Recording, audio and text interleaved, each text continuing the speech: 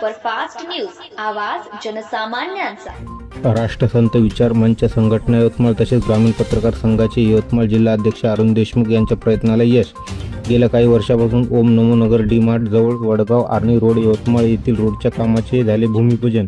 अनेक वर्षापासून राष्ट्रसंत विचार मंच संघटनेचे व ग्रामीण पत्रकार संघाचे यवतमाळ जिल्हा अध्यक्ष अरुण देशमुख यांनी सारखा नगरपालिकेला पाठपुरावा करत होते. ओम नमो नगर गेले 15 वर्षापासून या नगरीमध्ये बसली आहे. नगरपालिकेचे 2 वेळा इलेक्शन पण झाले. मागील पंचवार्षिकमध्ये नगरसेवक म्हणून श्री देवकते साहेब निवडून आले होते आणि आताच्या इलेक्शनला श्री बिपिन चौधरी साहेब हे पण निवडून आले. निवडणूक होईपर्यंत मात्र नगरसेवकांनी नुसते आश्वासन दिले, मात्र काम एकही नगरसेवकाने केले नाही. फक्त वोट मागायला हे दोन्ही नगरसेवक इथे येत होते. निवडून आल्यानंतर हे नगरसेवक आपले मनाचे राजा झाले आणि नागरिकाकडे दुर्लक्ष केले.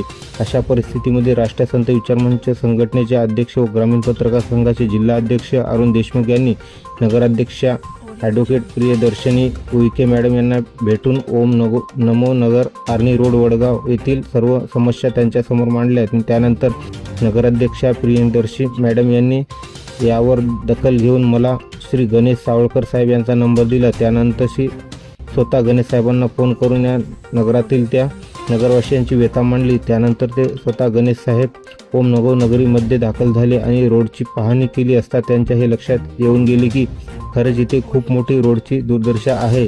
त्यावर त्यांनी स्वतः त्यांच्या टीमला ॲक्शन घ्यायला सांगितले आणि रोडचे काम सुरू करायला सांगितले.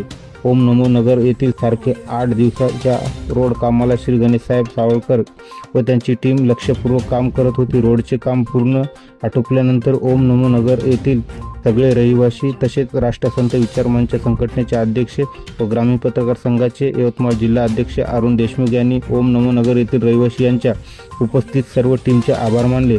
रोडचे काम पूर्ण होऊनही सुद्धा आमचे नगरसेवक श्री बिपिन साहेब चौधरी अजूनही झोपेतच आहे. त्यामुळे ओम नमो नगर येथील रहिवासी यांनी वार्ड नंबर 6च्या नगरसेवकाचे निषेध व्यक्त केले आहे. महाराष्ट्र सुपरफास्ट न्यूजसाठी अरुण देशमुख, यवतमाळ.